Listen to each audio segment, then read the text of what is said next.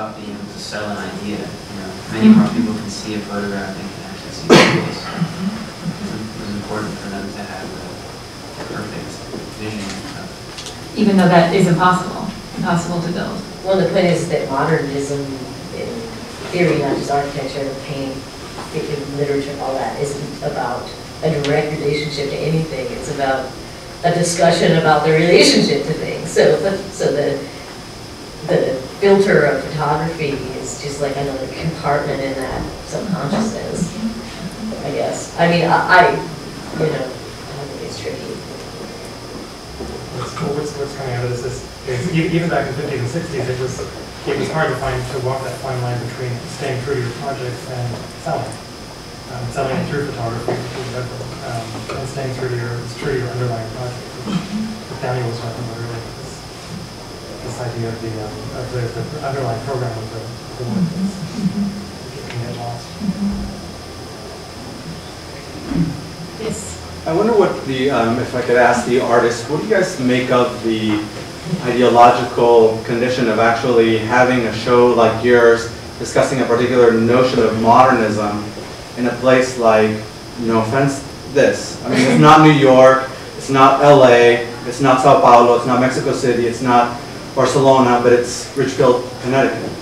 And like, what do you think about kind of ideological, like, is there like a second fantasy going on by the trustees of the Aldrich Museum about looking at modernism? Or I mean, I'm curious about your reaction. I mean, I'm sure it's great for you to be exhibiting here, but what does that mean to you in terms of this kind of ideological question, the questions that you've been asking of the work itself, and that's kind of a secondary level? I'd say the people I had lunch with today are better versed in architecture than people I've dinner with after a talk last week in New York. Everyone lives in New Canaan, and they all have modern houses. It's the best audience I can imagine. Well, and also if you accept that part of the premise of the exhibition is that we and sort of everyone are experiencing primarily modern architecture through images. This is a sort of prime community to, I mean, there's not that much modern architecture around here, so you know, this would be a place that could sort of appreciate that. But this community, of course, has a long history with modern architecture, and the Harvard Five are very active here, and Philip Johnson's Glass House is not far, and it's just recently come into the National Trust for Historic Preservation and open to the public, etc. So this community actually has an important history. And having worked here I worked here for 9.5 years and lived here, and I was fascinated by the amount of coverage about modern architecture in the newspaper. And generally, it was some kind of heated conversation or some kind of controversial situation where there was a modern house being knocked down, or one that was trying to be preserved, or people up in arms. Or I mean, interestingly too, there were always ads in the newspaper, construction companies that can kind of paste like a traditional colonial facade onto your ugly 70s modernist house, which I always thought was kind of, an interesting niche, construction market to be in. So, I think there is a kind of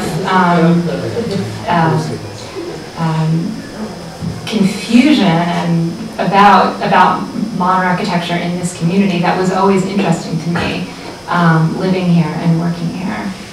There's also Pleasantville very near where there's the Usonian, the Frank Lloyd Wright kind of like urban plan. And actually, 2 days ago, we had like the owner of one of those Frank Lloyd Wright houses here touring the show. So I think that, if we're talking about modern architecture, if you see Frank Lloyd Wright's body of work, a lot of this was in settings such as Connecticut. And this was the ideal setting. So probably it makes a lot of sense to have this kind of discussion here, because this was actually the type of territory that they were looking for in many cases. If it was not Park Avenue, then probably was something like Connecticut.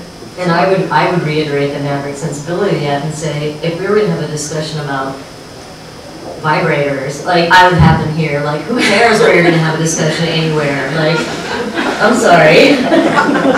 Don't you think it's also really critical that part of modernism in general coincides with the growth of the superhighways and what comes out of urban sprawl? And like John Lautner and all of the wonderful architects that were informed by Frank Lloyd Wright, we got the shopping mall, and that coincides with the growth of the highway system. So in a way, like the drive up here from the city was in part of that relationship too, to not just this piece of architecture that we inhabit, but the ones that we're also utilizing in our consumption world. So there's also that other aspect too, that you can't separate like the dwelling from how it is.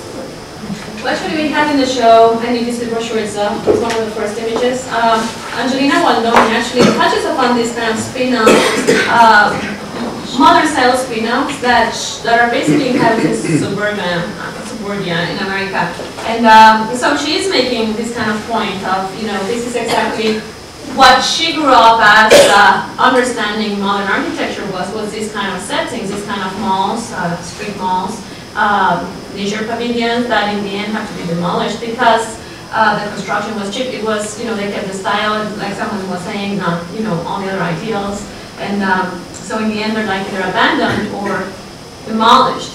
It was interesting, last week we were at the Frank Lloyd Wright Foundation because we will be doing a show on Frank Lloyd Wright at the Guggenheim for the 50th anniversary. We are reviewing the relevance of Wright and this, so it's very pertinent. A lot of the issues that we're discussing here had already been envisioned by Wright. And, after many meetings, it was curious to see that one of the persons in the foundation said, well, the most visionary project was Broadacre, which was this combined hybrid between urban and suburban, basically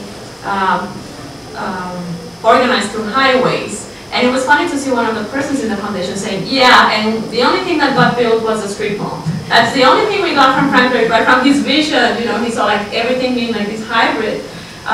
So we have the street mall. So, it was kind of like interesting to see that coming from the foundation. Of course, we believe there are many other contributions, but they felt that this was one of the worst applications probably, and one that was the one that was distributed and inhabits today.